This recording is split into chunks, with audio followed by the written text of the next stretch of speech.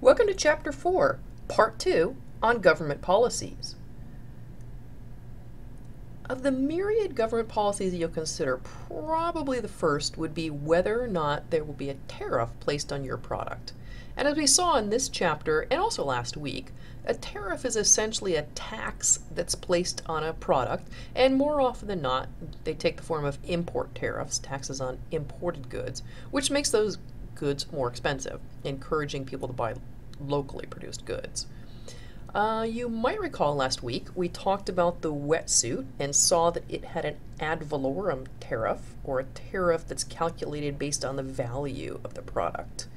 The other type of tariff, as discussed in your chapter, is a specific tariff, which is not based on the value, just based on the quantity of something that you bring in. Another government policy that you would want to take a look at is whether or not the country has currency exchange controls in place. Now, a good example of that right now is Venezuela. Venezuela has been limiting access of the Venezuelans to foreign currency for about 12 years. So if you think about it, if you've got a Venezuelan that wants to import a product from you, they can't get access to the dollars to pay you. So that's how Venezuela has really discouraged importation into that country. Okay, we'll spend a bit of time on non-tariff barriers.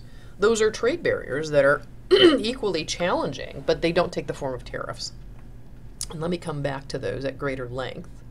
We'll also talk about intellectual property and the extent to which that is or is not protected in your country of interest, political risk, investment policies and protections, labor practices and restrictions, and taxation. So I said a minute ago that non-tariff barriers can be extremely important. Perhaps one of the more common is a quota. So you can discourage the importation of a product without slapping a tax on it by simply saying, well, you can only bring in so many of them.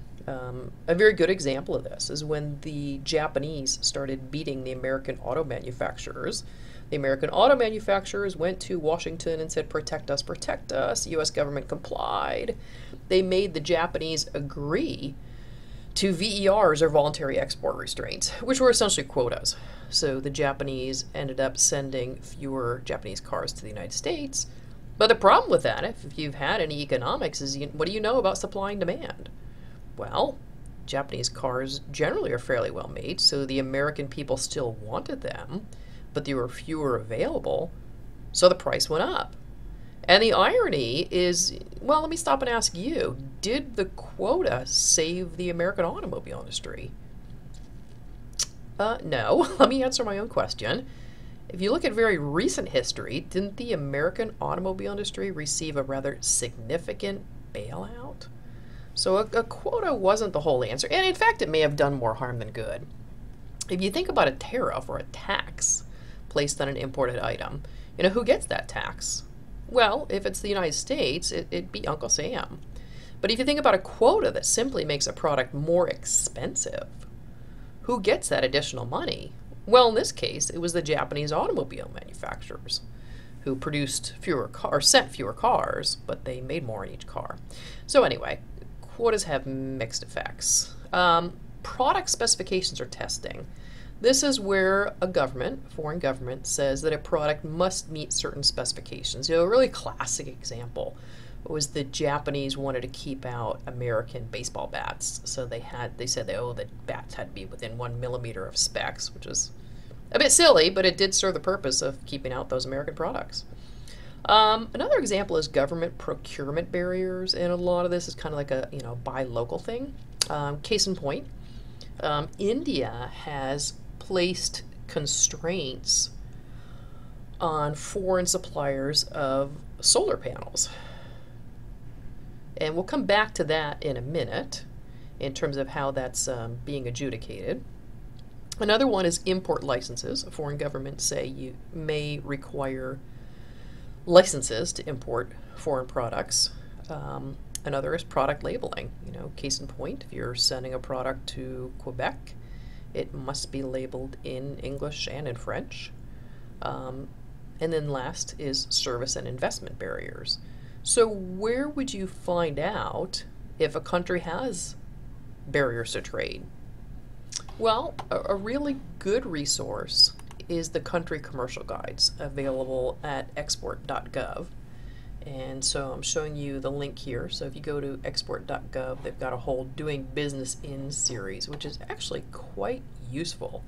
I would encourage you to take a look at the country commercial guide for the country that interests you.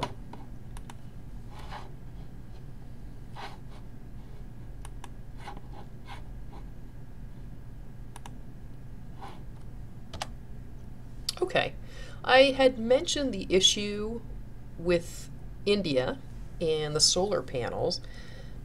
That is actually being adjudicated through the World Trade Organization. The World Trade Organization is a global institution that seeks to reduce trade barriers throughout the world among the 100+ signatory countries.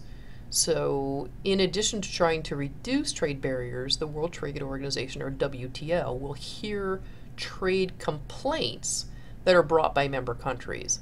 So in this case, the United States is complaining to the WTO, saying India is not behaving fairly by blocking American solar products. One of the other factors that has reduced trade barriers are regional agreements. An example with which you're probably familiar is the NAFTA, or North American Free Trade Agreement, signed by the United States, Mexico, and Canada, which is an agreement to reduce trade barriers among those three countries. Now, the NAFTA is a free trade agreement, so it means, as I said, that they try to reduce trade barriers among themselves, but it doesn't say anything in terms of what they can do with other countries. In other words, if Canada wants to have a given tariff with a fourth country, they're free to do as they wish. The free trade agreement doesn't say anything about that. Conversely, customs union like Mercosur or Mercosul says that member countries not only try to reduce trade barriers among themselves, but they have to have a common external tariff. So the members of Mercosur in Spanish, or Mercosul in Portuguese, are Argentina, Brazil, Paraguay, Uruguay, and Venezuela. And the associate countries are Chile, Bolivia, Colombia, Ecuador, and Peru. And then last, another type of trade agreement, a regional agreement, is the European Union. And the European Union goes further still and says not only do the signatory countries, the European countries that are involved, wish to reduce trade barriers among themselves, but they also have a common external tariff, and they allow the free movement of capital and people within their borders. So if you look at the graphic on the right, you might think about a free trade agreement as falling into number 3, and then a customs union as falling into number 2. So in other words, a customs union has everything a free trade agreement has. They try to reduce trade barriers among the signatory countries, but it's a step beyond that because there's a common external tariff. And then a common market is wider still. So you might think of that as number 1. A common market has everything that a free trade agreement has and everything that a customs union has in terms of the external tariff. But then it goes a step further, and it's a level of economic integration because they allow the free movement of people and goods. So what that means is that if somebody in Portugal wants to move to Munich, they're free to do so. Okay, so lastly, in looking at another country as a potential market, you want to look at legal issues. And one of the key ones is intellectual property rights. This is a fascinating topic that I would invite you to read very, very closely in the chapter.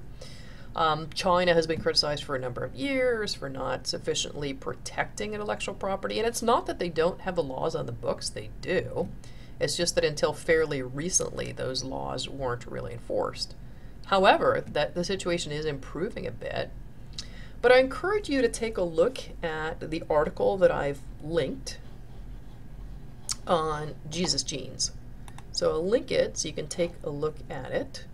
But basically what it was is a gentleman decided that he was going to open a jeans company, called it Jesus Jeans. And I'll let you read the article so you can see what his inspiration was. And then he was sued by an Italian company because they said they couldn't use the word Jesus, which amazingly enough, they had managed to get intellectual rights to that in the United States. As I said, I'll let you read the article, and perhaps we could talk about it. I think that'd be quite interesting to talk about it.